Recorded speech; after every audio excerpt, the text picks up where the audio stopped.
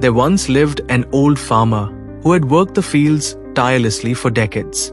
However, as with all things, age started catching up with him.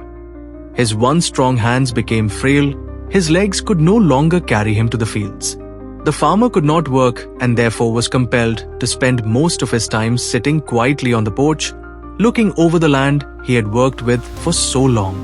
His son, who now tending the farm, would look over and see his father sitting there, doing nothing. Frustration brewed in the son's heart. What's the use of him just sitting there? He doesn't help anymore, the son muttered to himself, resentment growing with each passing day. Well, one day, he'd had enough in anger. He hammered together a wooden coffin, dragged it to the porch, and called out, "Father, get in." Without a word or even a protest, the old farmer slowly climbed into the coffin. His calmness startled the son, who nonetheless pressed on.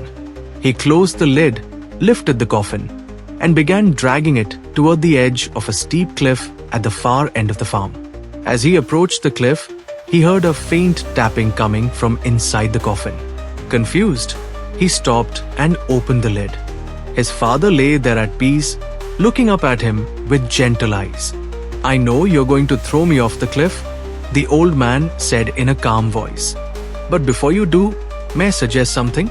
The son, still gripping the coffin, hesitated. "What is it?" he asked. The father's gaze was steady as he spoke.